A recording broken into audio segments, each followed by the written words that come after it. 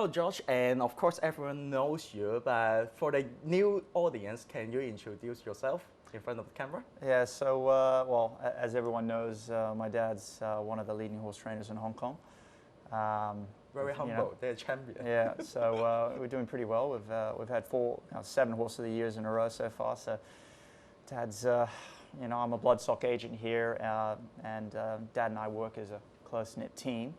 Obviously, I sell to a lot of the other stables, but 70% of my stock goes to Dad. I set up my clients, and we have a very close-knit relationship. And as you can see, we had a very good season last year. We ran second. Before that, Dad was leading stakes stable for nearly 10 years. Yeah. So they're doing pretty well. Unfortunately, might be my dad's last season. So see how things go. So honestly, you're coming from a very well-known racing family. So your grandfather has been a champion trainer in Hong Kong, and also your father just dominate the Hong Kong racing over the past 10 to 15 years. So can you tell me what's your dream when you were a kid? So yeah, obviously, when I started off in the business, I was working quite closely with Dad. I was his traveling assistant trainer overseas when we went to Singapore, Dubai, all the international meets. I was basically gearing me up to be a horse trainer. That was my passion, that was my goal. Obviously, there wasn't that many opportunities in Hong Kong, as you can see from David Ferrara's kids, leading apprentice in South Africa now. Nash's son also had his first win the other day. So you really have to go overseas if you want to ensue a passion with training or being a jockey. It's quite difficult over here. So obviously I pursued that passion for a while to be a horse trainer. I went over to Australia to get my license to ride horses. Yeah. As you can see, I rode Sterling City. I rode quite a couple horses, but Sterling City being the most noticeable one because we won a Group 1. I always have a thought and doubt about that, your riding ability, until I see you riding Sterling City. So I rode him slow work, but fast work. Obviously, I'm not allowed to do fast work. I wasn't allowed to do fast work because I'm too heavy. Yeah. You need to be about 53, 58 kilos or below that. I was 72 kilos. So that was a good result, but obviously I went over to Australia to get my riding license. I got my trainer's license in Australia, so if Dad did go back to Australia, obviously I could be his assistant trainer, or I could even start up my own stable because I've already licensed over there. My first trip, I remember being Inspiration to Singapore. Obviously didn't perform too well, but that was my first trip abroad. And right after that, I think I did Viva Macau and Viva Pataka for 2 months for the Dubai Carnival. Yeah. So yeah, I got a lot of experience there. Obviously along the way I had a lot more experience with bloodstock because I started off at a young age going to sales. Dad was kind enough to pit me with a lot of the leading bloodstock agents. I actually started working closely with Mike Steadman, which buys horses for Casper's stable. So he was kind enough to show me the ropes, and then I did Santa Anita and San Diego for the racing season with John Sadler to get a feel for the training style over there. I did Australia. I did Andrew Balding when I was looking after Happy Zero. I was riding track work for him. But this all of this ties into being a good bloodstock agent because obviously pedigree and conformation and understanding a horse's movement might be one thing, but learning the different conformational traits and also all the experience I got with understanding and reading x-rays, which I got from being in the stable, and understanding which conformational traits will work on a horse in association with horses in Hong Kong. Not just horses overseas in Australia. Obviously the environment over here is very different.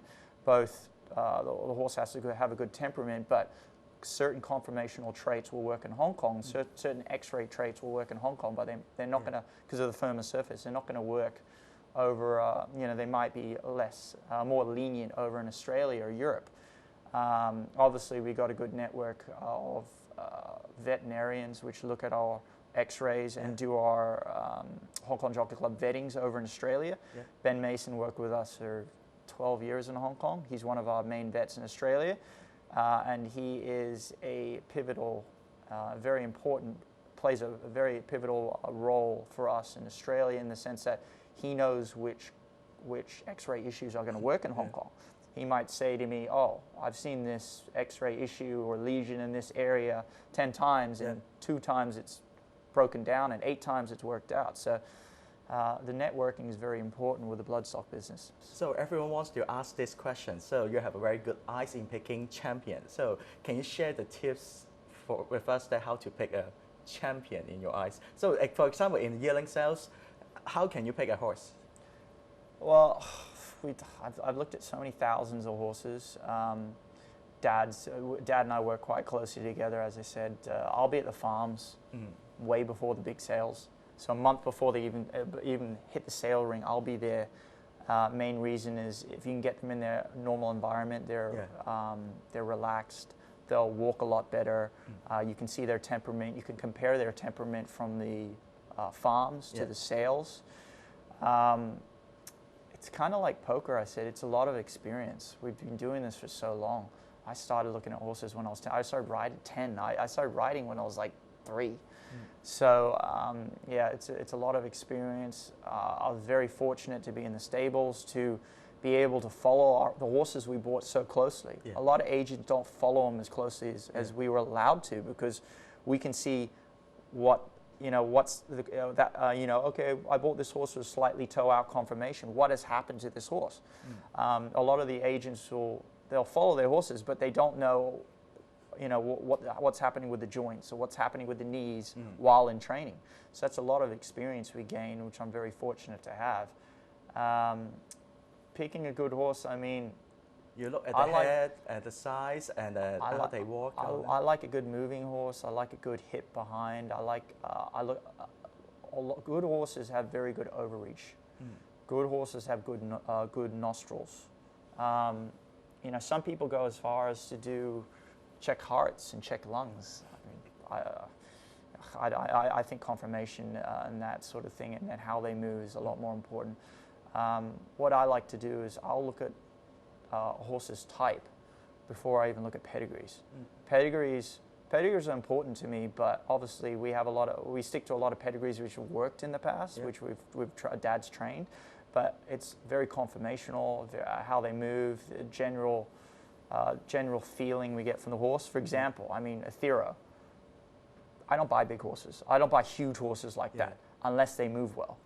And when more than 1,200 pounds. Yeah, when we looked at that horse, I said to Dad, this horse looks like Abel Friend. He's got no pedigree relation to Abel Friend. He moves like him. He looks like him. He's a similar color as him. I know we don't usually buy big horses because big horses usually don't walk well. But when you get a big horse which walks like a gazelle and glides like a 1,000-pound horse, that's when you know you've got a nice horse. That's what he did. Otherwise, we don't buy big horses because the big horses are slow, unless you get a, I mean, even Beauty Generation, they think he's a monster now, but he wasn't a big horse when he was. Montaigne. He grew a lot. Thero's different. He was a big horse to begin with, and he just always moved like a very good horse. So that's experience, and that's being lucky enough to have so many good, loyal clients at the earlier yearling sales in my past where I'm being allowed to buy. Well, I mean, we don't buy a lot of yearlings every year, but you have very good, successful buddies. Buddies are good. Buddies is going good. I mean, he's going to have issues, Buddies, when he hits 105 because he's a dirt horse. Obviously, we run out of ratings with dirt. He's our fastest horse in the stable. He's got a huge hind quarter on it. He's got one of the biggest hind quarters in our stable, and he's by far the fastest horse over 100 meters in our stable. He's a completely different type of horse. But we do like to take risks on first season stallions. He was by So You Think. He was first season. We don't do too many, but we will do a couple every year. We've had a lot of experience buying horses. As I said, our strike rate, as you know, is very high. We buy a maximum of 16, maybe around 16 yearlings a year, 16 to 19 max, compared to some agents which might buy 50. John Foote will buy 50, 60. So it's a little bit, but his budget's a little lower than us. Yeah. He's had a lot of success too, but our business structure is very different. We will buy according to what our clients' purchase value they've given us. Yeah. So we can buy a little bit more correct and higher pedigree horse. Obviously, our strike rate, as you know, is we get minimum 1 Group horse a year. Yeah. Able Friends year, we got 3 Group 1 horses. That was our best year. I mean, that was a crazy year. But to get 1 Group horse every year, that's out of 15, that's pretty good odds.